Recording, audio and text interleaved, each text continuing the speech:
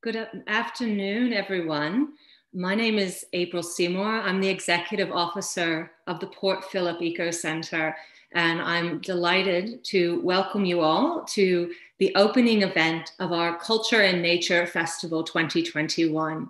This is a series of 12 free online events, as well as free downloadable resources in up to 11 languages to join us in workshops, talks, and films, or participate in activities thinking about nature connection through all of our cultural heritage, all of our different lenses and where we've come from, who we are. And so it makes this most sense for us to honor our first session as an acknowledgement of the oldest continuing living culture on the planet, and this session, First Nations Connection to Nature, held over Zoom today. So a little bit of housekeeping before we begin. We'll just ask that you keep your microphones muted. If you have questions, you can pop them into the Q&A, and at the end of the session, we'll have some time to have a group discussion and talk about your questions and answers. We will be live streaming. We are live streaming on YouTube, just to let you know, and this will be available for viewing after the session. I'd also like to thank the Victorian government's Multicultural Fund for supporting us through this program of events running today through this Saturday. Go on to ecocentre.com/CNF 2021, and you'll see a big feast of opportunities and events to be involved, all for free. Now, I'd like to open with Wominjeka, a welcome. We come with purpose here today to this session on First Nations connections to nature. I'd like to acknowledge the land that the EcoCentre is on, the land that is the traditional and continuing custodians Yalukit clan of the Boonwurrung language group in the Kulin Nation. I'd like to acknowledge Nairn, just up the street from me, Port Phillip Bay, Nairn, and Parbanata, Mother Earth, as we start our session. I'd like to acknowledge all of the elders and culture keepers that I've been able to learn from here, in particular, Narwit Auntie Carolyn Briggs. I'd like to acknowledge elders past, present, and emerging here and on the countries and language areas that you might be listening to us from today. You can probably tell from my accent that I moved to this place. I'm a migrant to Melbourne and to Boonwurrung country. So I'd like to acknowledge the migration paths of our ancestors, where your ancestors came from. 40% of us, 4 out of 10 of us in Melbourne were born overseas. How lucky we are to be on Boonwurrung country today, or on Kulin Nation country today. Today's session, I'd welcome you to come with Gilbrook, with respect, with deep respect and reciprocity. We're going to learn about each other and with each other, and we're going to be particularly excited to hear from Jaeden Williams, the Yalukit Boonwurrung man, the managing director of Bunjil's Biik, a community activist and educator, as well as sharing some clips for you during this session. And at the end, we'll share a few resources. Now, to give us a welcome to country, I'd like to welcome Garen Steele, the CEO of Boonwurrung Foundation. Didi, can you put Garen on? Thanks, Garen. Wominjeka Menem Biik Boonwurrung Namda Barupton Atwillam. Come with purpose to my beautiful home, land of the two bays. My name is Garen Yarraman Steele, and I'm a proud descendant of the Bunjil people of the Kulin Nations. It is my duty here today to welcome you to country, but more specifically to ask that you come to my country with purpose. That word, Wominjeka, is not so much the meaning of welcome, but rather a directive for you to come with purpose. So think about why you're here. Now, purpose is a really interesting thing. It's something that needs to be bigger than ourselves. And it also has to be something that is beneficial to our community. So think about your presence and how it relates to those two things. Now, according to the stories of the Bunjil, the lands where we meet today were created by Bunjil. Bunjil is our creator spirit and travels as the eagle. Now, Bunjil not only created the lands of the Kulin and the Kulin, but he also created our Wurrung Biik. And our Wurrung Biik dictate that we have to ask all guests to make two promises. The first one is to not harm the land or the children of Bunjil. The second promise is to honour and respect our Wurrung Biik, our laws of the land. This includes our laws about community, our laws about knowledge, and our laws about honouring sacred ground. If we can commit ourselves to these two promises, I can say once again in the words of my ancestors, Wominjeka Meram Biik Biik, Bunwurrung Namda Baruptan Atuwillam. Welcome to my beautiful home, land of the two bays. Thank you everyone, and have a good time.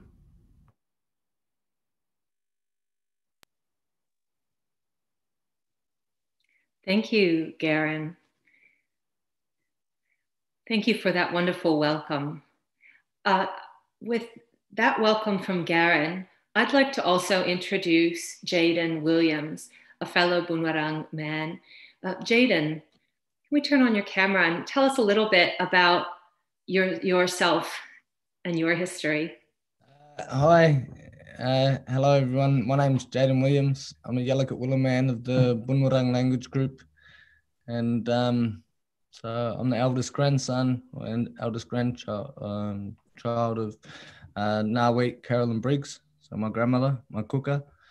So I facilitate educational workshops focused on embedding Bunwurrung culture to our future generations.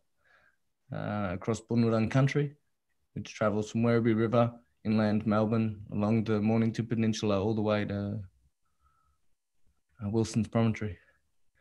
So yeah, I just engage in a lot of different ways to educate and to embed my history, my culture, and Melbourne's history.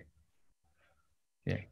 Thanks, Jaeden. And with your history, so now you go around and you teach children, you teach bubups about your culture and history. When you were a child, when you were a bubup, how did you learn about the country, about our local? We didn't.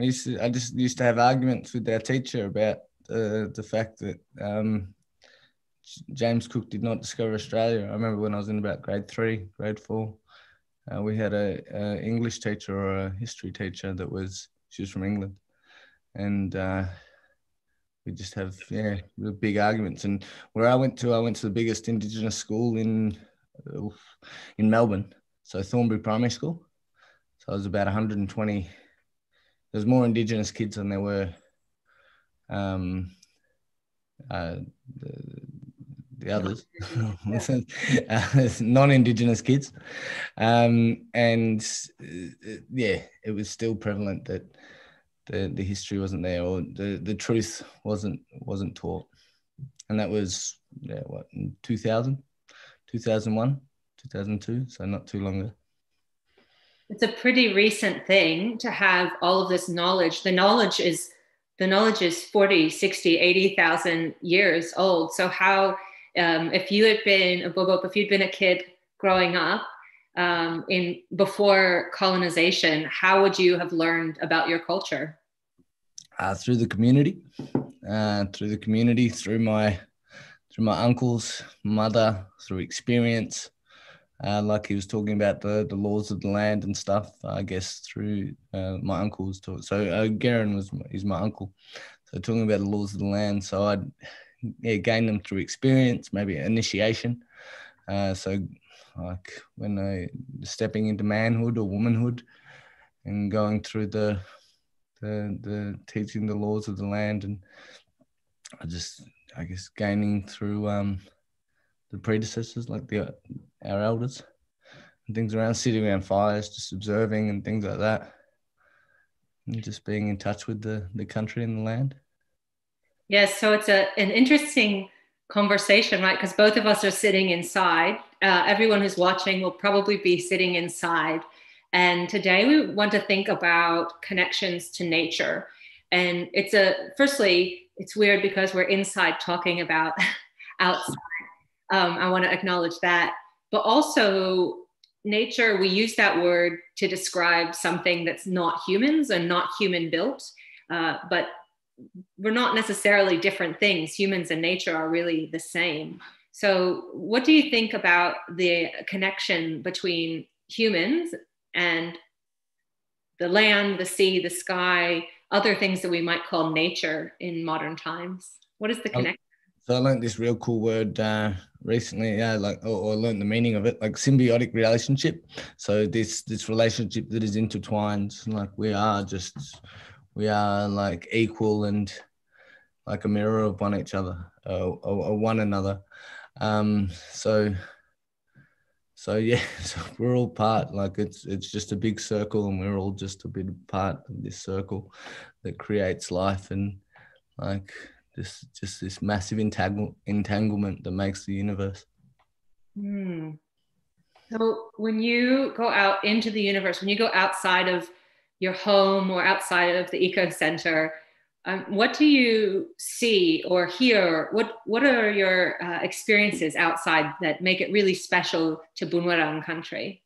So to Boonwurrung country, probably the ocean. So the Boonwurrung were one of the only ones in Victoria to be ocean country. Like not one of, like there's probably about 5 or 6 of us that were predominantly ocean.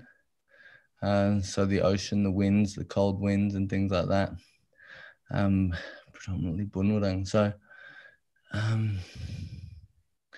I guess the smell, the touch, the fact that it's my country, that my ancestors have been here. So I've got ancestral memory, just like we have ancestral trauma, we've got ancestral connection. So like ancestral connection and ancestral spirit of being here, and the feeling of the we're welcome, and that we're welcome to welcome others. So tell us about that welcome. Can you tell us a little bit about Tendaram, about if we were as a visitor to Boonwurrung country and the law of the land, what are the laws? What are the respects that we should pay? So there's only 2 that I really base it off, like that I really that I really focus on in my teachings and things like that, and what I find really important. And so we promise to look after the land and the water, and we promise to look after the children. And therefore I just think they're the most important things in life. And so just carrying that message all the way through life and living. So yeah. So what was the question again? Sorry. Well, thinking about people coming and learning those laws. Tendaram. So yeah. So that's it's just a format of looking after the land, like a part of looking after the land and the waters and looking after the children is these underlying laws of. So in Tendaram, when people would come over the country, say if people would come, they would always, so they'd camp on our country, and when they would camp closest to their country, and so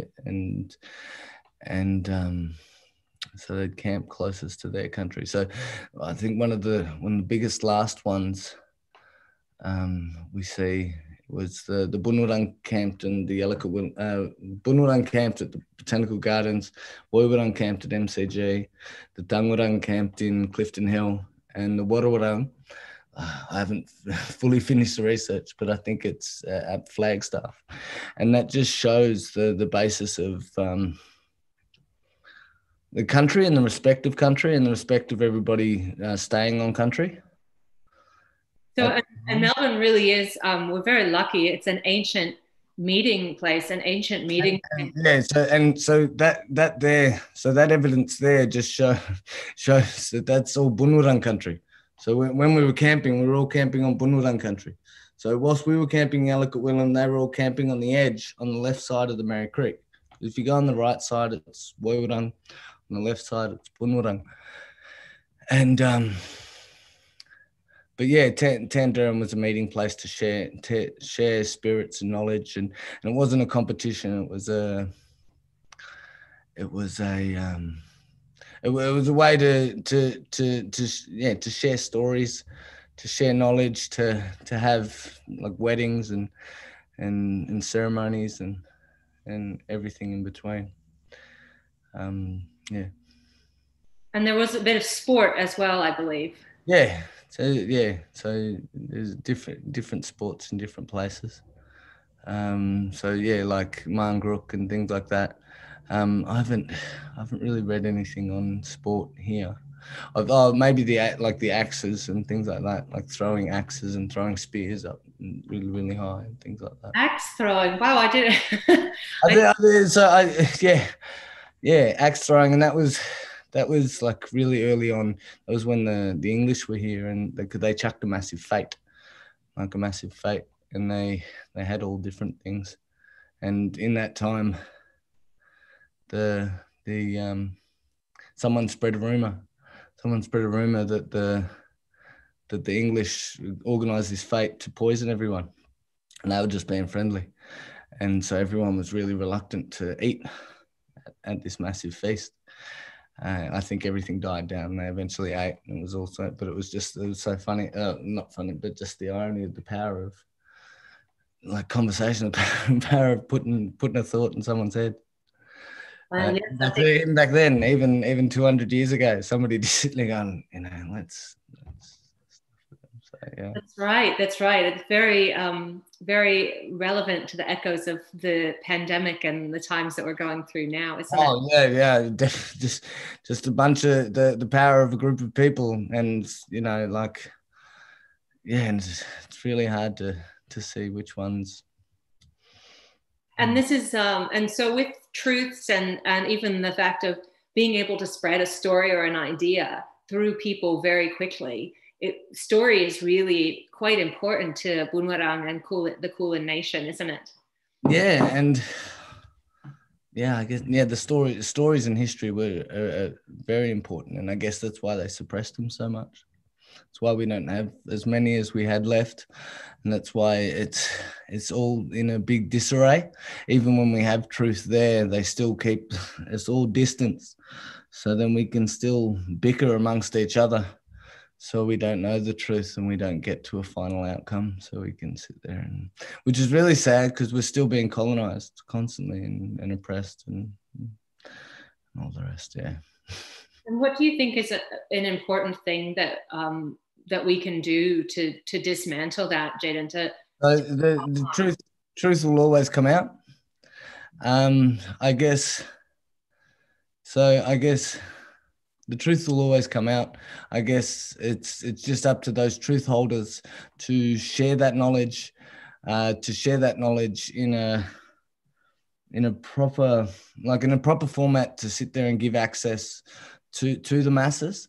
We can't trust our courts or the politics because they are just run by a bunch of old white men that are doing it for their own biased reasons. So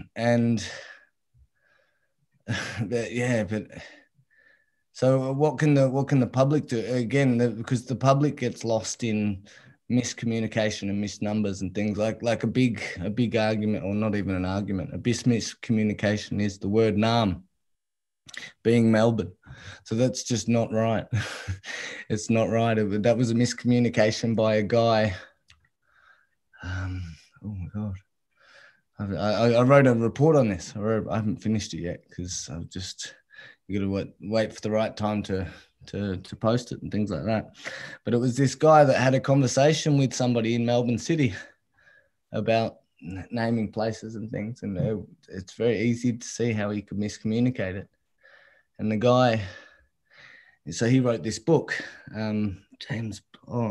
I've got it on a report somewhere. I can send it. Yeah, we can send it out to people after. So what happened? So they did something like. So he miscommunicated. And he said it was Naarm. And back in the day, when you're standing in the city, it's ocean. That's an ocean town. That's an ocean city. That's what Melbourne is, a coastal town. Look at Docklands. You would have been able to see Docklands from the top of Burke Street and Spring Street. And I think that's so interesting. And Reiko maybe can pull up a map that we have that we've done with Boonwurrung Foundation and supported Boonwurrung Foundation and Dean Stewart to create, the Once As It Was map. Yeah. You can really see in this how much water there was. So if the CBD can, if that's Reiko's screen, can you move your mouse just a little bit around where the city was? It's sort of in, so there's. Oh, it's right there, and you see the city blocks. Yeah. Yeah, great. And so someone said, what is this place? And sort of pointed at the water, and the answer was Narm, meaning the bay or the water. Is that what happened? And people and the docks, I don't think those oceans give it much justice, because those river beds give it much justice, because you see the docks that they've created and things like that were so much bigger than that. And it was even more water than this, right? Yeah. So actually, this might be a good moment, Jaeden. Your grandmother, Nawit, Auntie Carolyn, has done extensive research into helping reconstruct story and language. And we might just play a video for everyone now of her telling The Time of Chaos, which is a story about the creation of the bay. And so for everyone who's watching at home, we're going to play it in English with English subtitles, but we do have 11 languages of subtitles available on the EcoCentre TV YouTube channel. So if we can get that video up, and then we might reflect a little about this story, Jaeden, after. Yep.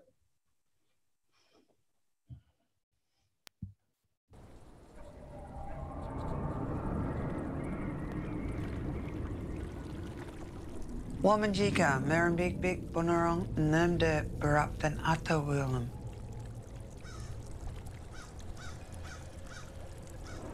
Many thousands of years ago, the sea moved in, a time of chaos and crisis that impacted on us, the Bunwurrung language group. The sea became angry. Narm became angry and threatened to take the whole of their country.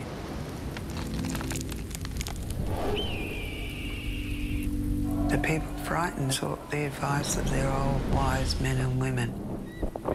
And the old people retreated and asked Bunjil what to do. Bunjil was very angry because they broke law with nature. They overkilled and they ate the fish during their breeding season. They neglected their friends, they neglected their families. They didn't keep the balance with nature.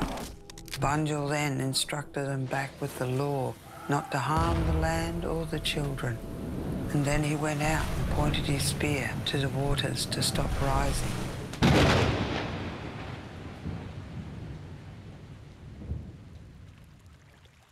Now there's a narrow little strip around the coast of our bay that we can reside on.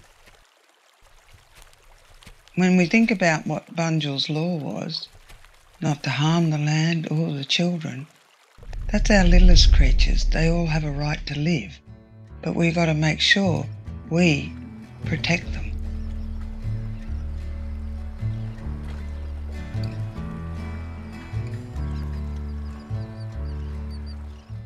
So this video is part of an EcoCentre documentary called Bay Keepers, and both this animated clip of just this story with subtitles in different languages, as well as Bay Keepers, are available on the EcoCentre TV on YouTube. So Jaeden, listening to that story, what does that story tell us in modern times?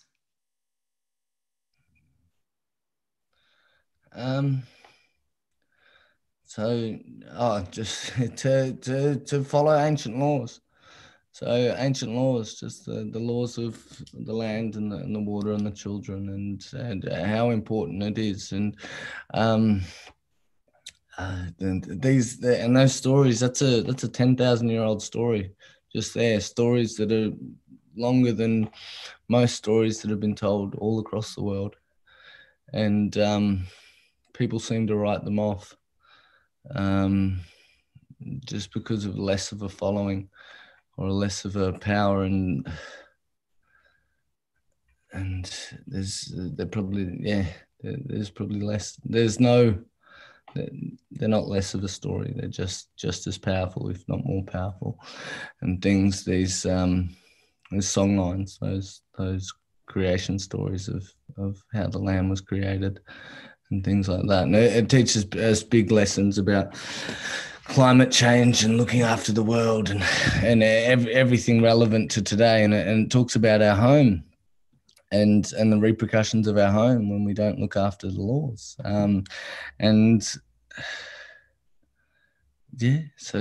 repercussions and things like that. So a 10,000-year-old story that's just in our backyard that is so special to us. And I don't have that video. Could you send that through to me?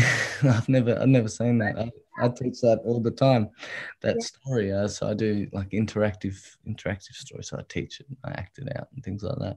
But I've never seen that. And one of the biggest things that I'd love to do is I'd love to, I've just got too many projects on, but I'd love to commission, because where that happened, it was Ormond Point. So where Bunjil stood on the corner, and he stood down and he raised his spear and he transformed from an eagle to a man. True. I never knew that. Yeah, no, well, so what I'd love to sit there and commission a statue or just an artistic piece of Bunjil as a man, as that man standing there, maybe with an eagle above him. Yeah, this is Point Ormond in Elwood. A lot of people know that point. A lot of people probably walk their dogs or jog up that. With the white tower. There's a little white tower on a green hill. And that's beautified out of, but it was cliffs once upon a time, wasn't it? It was red cliffs. Yeah, it was the red cliffs. And that's one of the oldest stories in the world. And that's relevant to us, Elwood people. Melbourne people, that's relevant to us, that's powerful to us, and it teaches us a story in that. And like in the power of a statue, there's a huge power in it, and I think that's why we don't have many. Like we don't have many at all.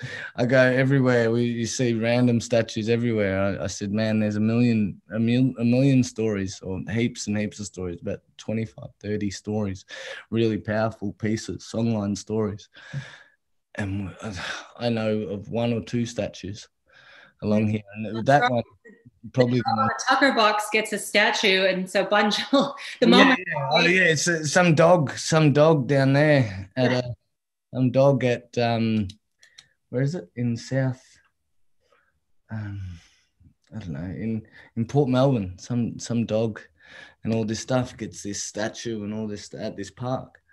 I'm like, well, yeah, what? And Bunjil, like the creator of Melbourne, you know, and the creative Melbourne, creative Australia, you know, that's so we're still dealing with the colonisation of Melbourne. But and I'm sure if we all commissioned it and we got a big following, like I'm sure it could happen. It just takes a lot of time. It takes time, yeah. So, and there is a Bunjil, which I didn't realise for quite a while when I moved to Melbourne, the Bunjil statue in Docklands. Some of you might have seen the big white. You don't think that's not what your dream is? That's right. So Bunjil's a creator. He's a god. He's got the power of the cosmos between his wings, and then you create a pigeon that's sitting there and subtle with his head down. And I'm like, well, that says a lot about whoever the artist is, or the one that commissioned it. I'm going, you're not speaking about power, strength. You're talking about submission, and like, and that's why nobody knows about it. Nobody's like, yeah.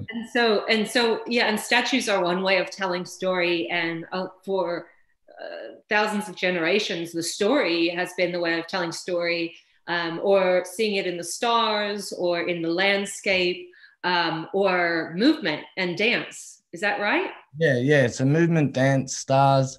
Songlines is amazing. So like walking from one place to another, and a significant place and the song that goes with it, to sit there and map out the country of the land. And I'm sure like back in the day there was a song to how to walk from here to Mornington. Like we could just sit there and sing. And like one of the coolest things I've read in a book somewhere was that, so like the Songline concept, or the fact that we create songs to map out the country and to where we are. So technically every place for 80 to 125,000 years, every place on this country has been sung. So we're living on a note, or like on a ballad, and you know, we're living in a poem or a like in a musical, basically. So we're living on we're living on a note. We're living in this musical, like on a piece of art, on this beautiful piece of art, and yeah, and we can relive it. Like, so there's maps of like tracks of where we used to travel from, say from here to Mornington. Here to Mornington. And the women and girls would go down the Mornington Peninsula, which seems like a lot, but I understand from what I've learned with Noe Auntie Carolyn, that the men would make trips to Wilson's Prom. Yeah, they'd go to, and the women would go to Point Nepean. Yeah, because the men's business down in Wilson's Prom. But yeah, so there's all these songs. So, and it's and what I was saying about that is, so there's maps by William Thomas that map all their camping spots along the way. So basically, it maps out their songlines. And it maps out their songs, and so we don't know the words, but we know the path, so we can then recreate our songs. We can recreate the songs with the language and things like that. So sing these things, and like that's another project to do. Like too much work, too big of a country, and really an amazing, not enough people. So. Really an amazing estate, Jaeden. Thinking about all of Boonwurrung land and sea and water country, and all of what those songs might have been telling. Are there any songs that have survived? So there's no song. There's stories that have survived. So the Time of Chaos survived, and then there's about 20, so roughly about 20 creation stories that have survived. So one about the boy that knocked over a special. So there's a different one to the Time of Chaos. Is a little boy running around in a campsite, and he knocks over a Tanook, so a little, like a Kulin, and it was a magical Kulin, and the Kulin just kept pouring, and that's what flooded the lands. So there are some, yes. And they're from all different places and things like that. And then you have different mountains with the Yowanjera. So the Yowanjera right at the end. There's a few different ones. I've got them all in a book somewhere. And there would have been, and I know Journey Cycles of the Boonwurrung is a fantastic book that your grandmother wrote, and is all perpetually out of print, because every time it comes out, we all learn so much from reading the stories in the language and sharing it that way. But and it's a fantastic resource. But we really have, when you think about what you're describing, and singing country and singing your maps, using your song to find your way, compared to a modern day where many people probably can go a whole year. Maybe they sing karaoke or sing someone happy birthday, but we really don't have a musical or an embodied connection to nature. We aren't using our bodies and our voices in that way of connecting to country. Yes, so that makes a difference to us. I'm sure it'd make a huge difference to life itself, like, because that was the concept, that we would sing up country. So as you were singing, you would create country as you were singing, and like in all different cultures across the world. Like all magic is created by voice and by songs and by spells and like spellings and things like that. So creating words and things like that. And the Bunwurrung and the first people all across here, we sung, and I've heard of some magical stories about that. And it works with the vibration and the intention across the country. And yeah, I think we'd just be living in a higher vibration. And so there's this, so I've just been, because you're raising your vibration, just like by being more connected with the country.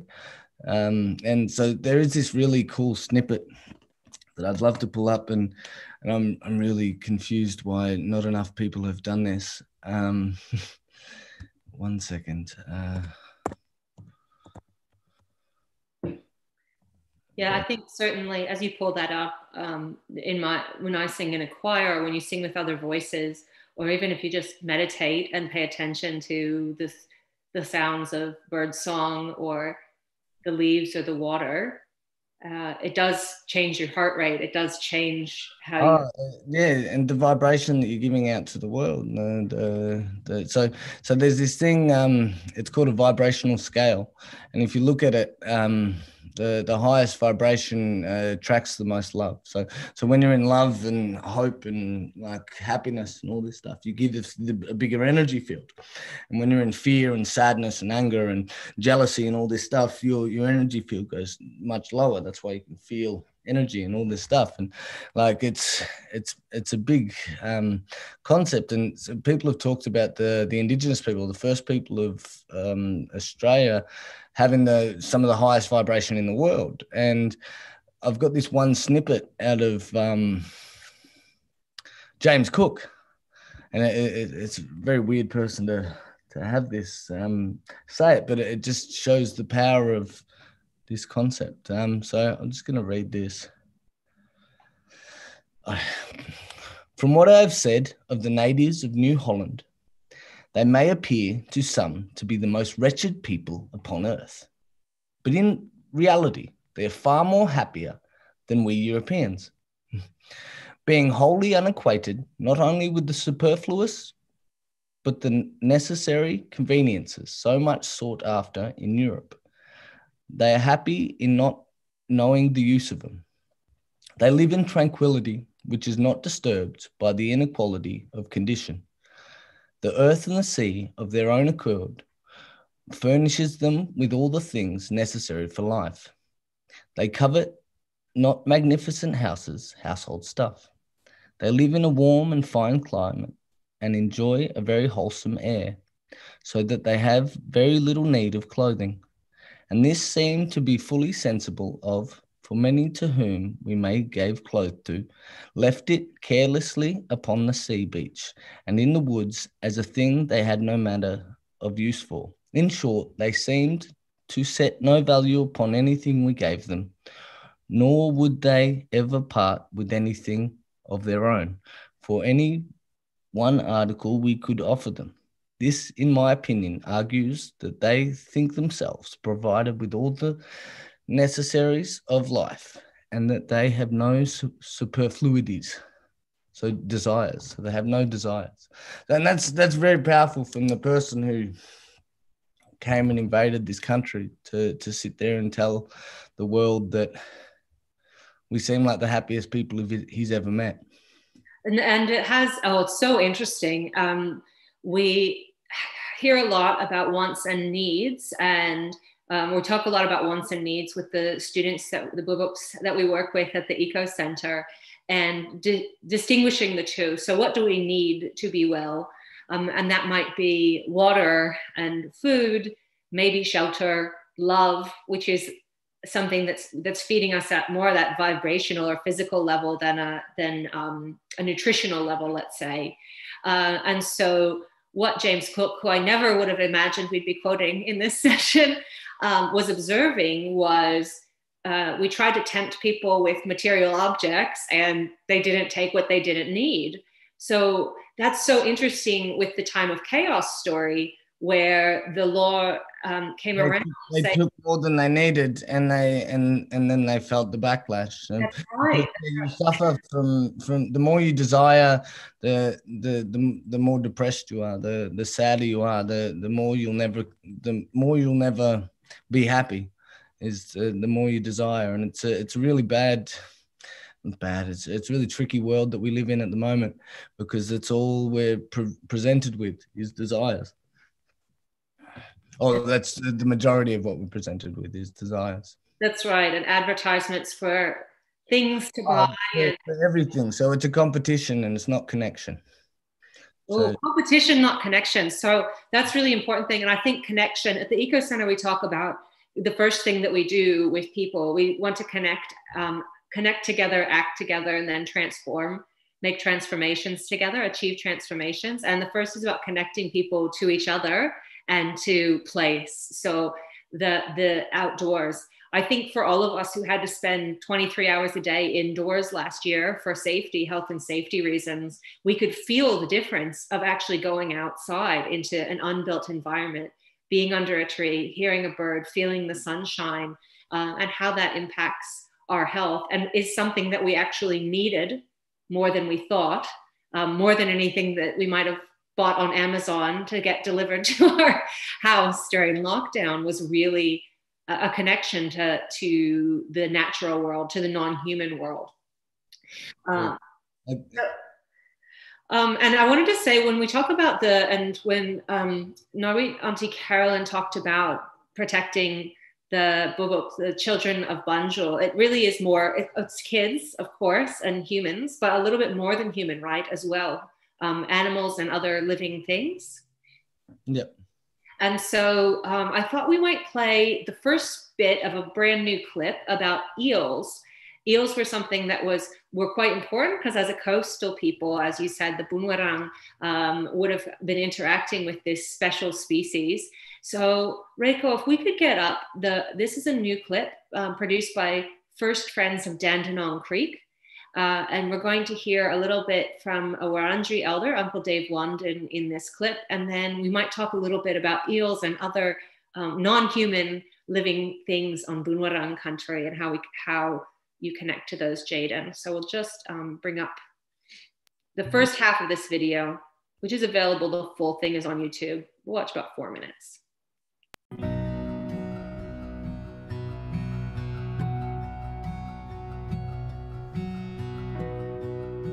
My name's Anthony Bigelow. I'm president for First Friends of Dandenong Creek. We provide stewardship for about 10 kilometres of the creek, from the base of the Dandenong Ranges all the way out to Vermont. Just trying to achieve as best an outcome as we can for Dandenong Creek as possible. Dandenong Creek, post-European colonisation, a lot of the area's been cleared. So you have these pockets of vegetation that are still left, and there's a lot of animals still living in the area too. We didn't really know we had eels in the creek, that we have these fantastically amazing animals that are living in our creek. And I'll guarantee that they're living in other creeks across Melbourne, a species which I think up until now has been effectively hidden or forgotten about. My name's Wayne Costa. I'm a researcher at the Arthur Rylah Institute, which is part of Victoria's Department of Environment, Land, Water and Planning. Our recent research has provided valuable new information on eel ecology. Short-finned eel are a migratory fish species that are found in coastal rivers and streams in Australia and New Zealand, as well as elsewhere. They're what we call diadromous, which means they migrate between freshwater and marine environments as part of their life cycle. Eels that we find in rivers and waterways around Melbourne are actually born thousands of kilometres away. After many, many years in freshwater feeding and growing, the adult eels metamorphose into what we call silver eels, where they migrate downstream and into the open ocean to spawn. Those spawning migrations take them back to where they were born, thousands of kilometres away in the warm tropical waters around the Coral Sea. After breeding, the adult eels die. The newly hatched larvae, or leptocephali, travel on ocean currents towards the coast, where they eventually settle into fresh water. The young eels, or glass eels, and alvas travel upriver, where they gradually mature into adults. Eels are important for a range of reasons. They're a top order predator, which means they can shape or influence freshwater ecosystems. And they also have really strong significance to Indigenous people in Australia.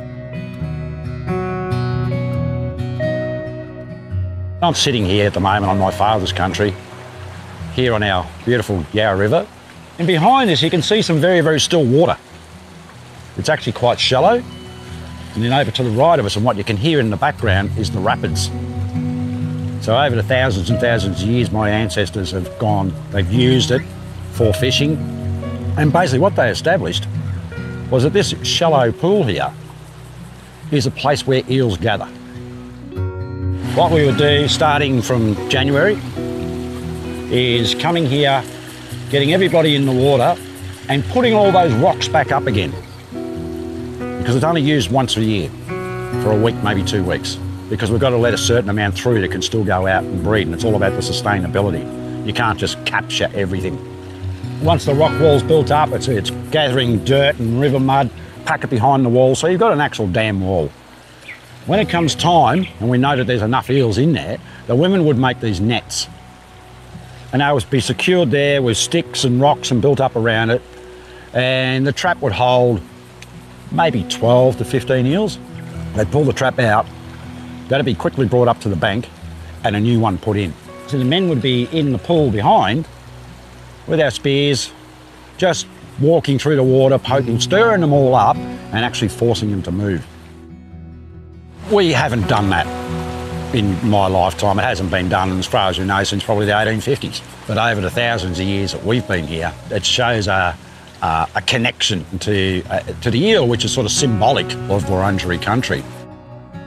You really can't get as many as you used to. But for that just tells me, that we're low in numbers. The fish populations are declining, or have declined. We've got all these changes, ecological changes happening. It's because we've lost the path of caring for country. But just think about what happens downstream. What happens tomorrow?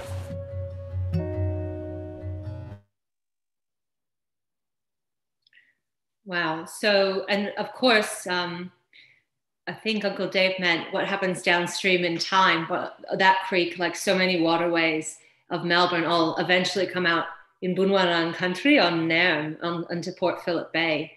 So we have 1,000, just the EcoCentre and our volunteers have seen 1,000 different species in Elwood, for example, just up the street. Even though we feel like we're in a city, there's lots of buildings and drains. Those eels even live in our drains, actually. They've adapted.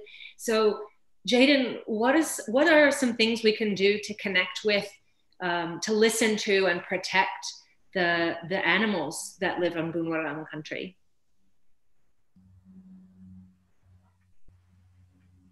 I'm not sure. Just, I guess, looking after the trees, looking after the birds. So probably the habits of, not tearing down the habitats and things like that. And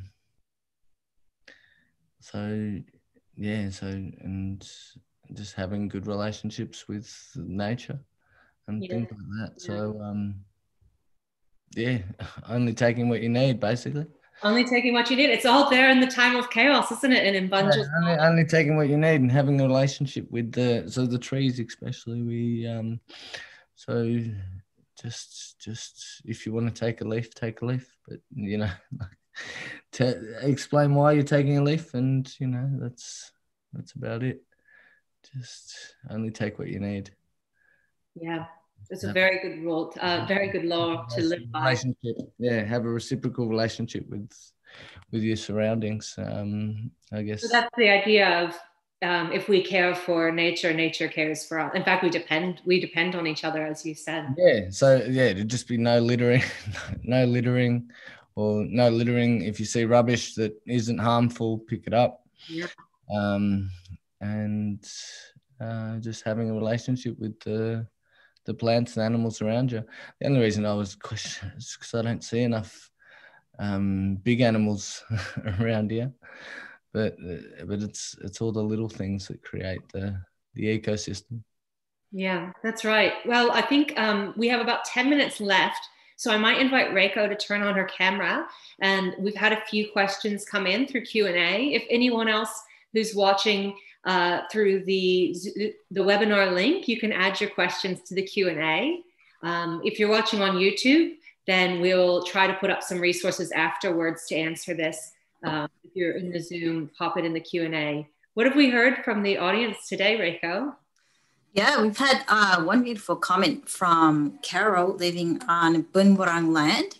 It would be wonderful to be able to sing to the country again. So, Jaeden, I think that was a response to your story saying your ancestors would sing to the country, and that's how they gained their knowledge or passed on knowledge.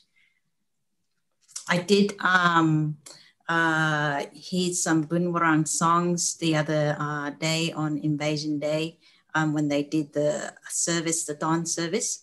And that was the first time I've heard a song actually sung in Boonwurrung language. And I myself is trying to learn more local languages, and it's been a real journey for me as well, being a migrant and having lived here for about 13 years now, but still learning and still trying to pronounce language correctly.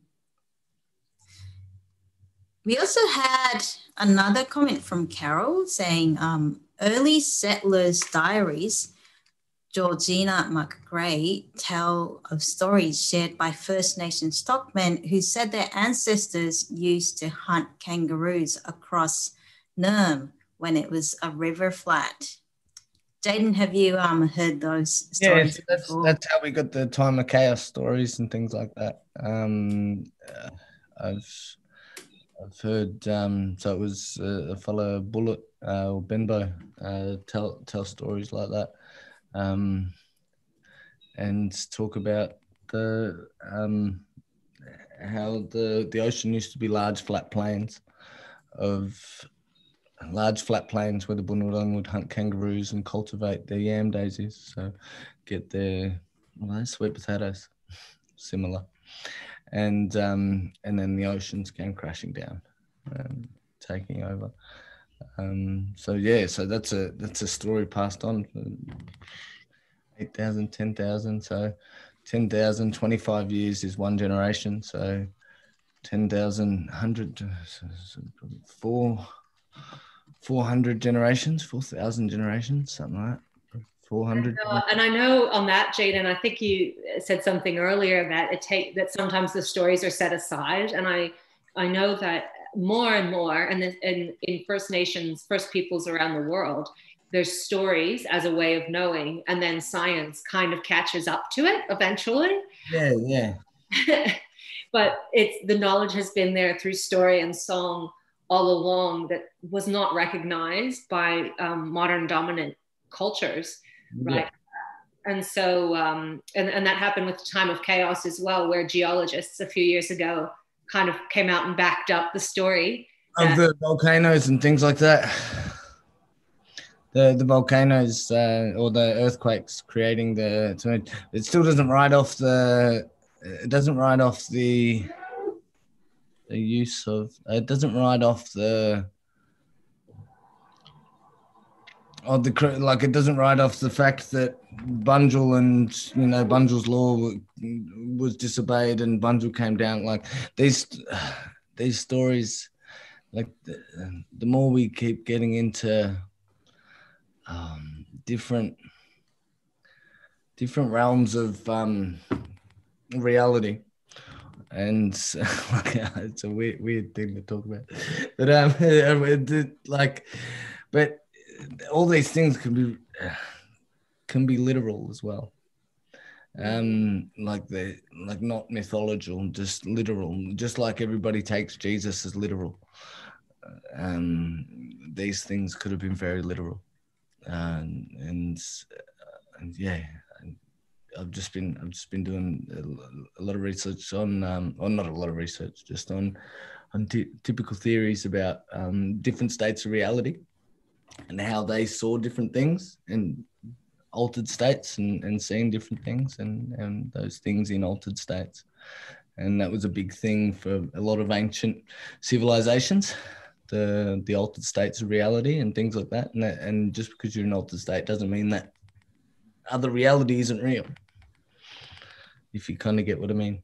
Yeah, and I suspect that that's another thing where scientists will be chasing. It we'll all get there. Like I'm sure in 20. And I heard a really cool concept yesterday. Is so 2D is flat. 2D is flat to 3D. So we have a 2D shadows flat to 3D. Maybe we are just flat to 4D. So yeah. Well, so there's a different dimension, but maybe we're just the projection of 4D. Well, mantis shrimp deep underwater can see something like 300 colors, which to us, it's hard to imagine. So if reality is that rich for mantis shrimp, we can imagine. No. So we're all living like, and I'm sure there's different accesses to different waves and different things. I think we've only just 20 years of technology. So 20 years of like massive, like a computer that can do all this stuff. They can fit in our pockets. That's right. I know. That can do this. You couldn't get this in 30 years. So I'm sure in 50 years we'll start to realize the power of alternate realities and all the other. Now, in our reality now, Jaeden, this is an important question. So I'd like to just, it's a big one that could have its own session. But we have a question from Anvita saying, thank you. I like how straightforward you are, admire your clarity of thoughts, power, passion, and commitment. You made an interesting point that we are still being colonized. And I realize I'm reading this in a white American's voice as well as a migrant. How can we decolonize ourselves and the land? Do you have a few ideas to wrap up the session? It is really tricky because this native title thing that's going on now is it's just ridiculous. But like all the legalities and the politics behind all the background of the stuff that you don't see in Indigenous worlds it's been a massive journey for my life, and I'm a baby compared to my grandmother and her generation and stepping into this. And then we get colonized by our neighboring clans. So it's not just by the English, it's not their fault. They're victims of trauma. Like it's just their reality. Like they do what you can. You're a victim of trauma, but it's the puppet masters that are creating this. I guess it's these people that play us all together. But how can we? I guess take a breath, do your research, make it thorough, and look. I heard a really cool reference. Look for where you're wrong. So don't look for where you're right. Look for where you're wrong, because people will sit there and tell me, and I'm not going to go into the politics about it. Let's just leave it light, but yeah, they'll tell me heaps of different facts, and I'm just like, where's your evidence backing up? Have you looked at where you're wrong? Because I've got a lot of projects and all these, like I was talking about I've got a map that I created with Melbourne Uni, mapping out why Melbourne City is all Boonwurrung country, and there's no doubt about it. There's no ifs, ands, or buts. And the only reason I haven't finished it is because I can't find out where Wadawurrung was, because it doesn't. So, but that wasn't even my. So that's where I haven't proved myself right. But yeah, looking where you're wrong, when you're sitting there like saying, and looking where other people are wrong. So don't just trust them on the fact that I'm Indigenous. So trust me. Because if I don't get questions, then the other Indigenous person, he could be right, but I say I'm right, so he's not right. Yeah, I think Jaeden, I think that's really another point of wisdom. Someone's put in the chat, they've loved that you said that thank you for your words, only take what you need, and the less you desire, the happier you are. And I think the same one, always examining where we're wrong, is another great words to end on. And unfortunately, we're out of time. There's a few more questions in the chat. I'll try to put an answer in after we finish the feed. But I just wanted to really thank Jaeden for his time. It's been fantastic and interesting talking to you. When there's 80,000 years of knowledge, it's hard to fit it into less than an hour. And you've gone into places that I have so many questions about and will commit to learning more about. I'd like to invite everyone to join us. We have 12 sessions and we have more culture sessions, Indigenous cultural panelists as well tomorrow night on our Nature Connections panel. Go to EcoCentre.com/CNF 2021 to find more about the program. It's all free. If you book in, then you can be in the live chat portion as well. And I'd like to thank you for coming with Jill Brooke, the Boonwurrung word for reciprocity and respect. We're going to just put a few slides up on the screen now, if you don't mind, Reiko, as we close. And so you can replay this on the YouTube if you'd like to see them again. First, we just wanted to share a few words that have come up today or that we thought might come up today. And so we'll leave them on the screen for a moment, just for you to look up and research more in your own time, to begin to use the language, to begin to use the laws of Bunjil in your lives. And lastly, a slide with some places that you can go for more information to book cultural education, including with Jaeden. He works from the books right up from early learning through to adults. You can imagine what a rich experience that is. The Boonwurrung Foundation, who provide cultural education and consultancy. Koori Heritage Trust, maybe if you're more in the city. And just today, there's a new launch of a Bay Country app. If you want to check it out on technology, it's free and it lets you look from a Warurung cultural perspective at Port Phillip Bay. And one of the things that was said at the launch was, how do you connect to country? You listen to it. So I'll invite everyone as we sign off to make sure that after this session, you walk back out onto country and listen to it. And connect to country. Thank you again so much, Jaeden, Reiko, and Didi, our technicians, and we'll see everyone at the rest of the Culture and Nature Festival. Thank you.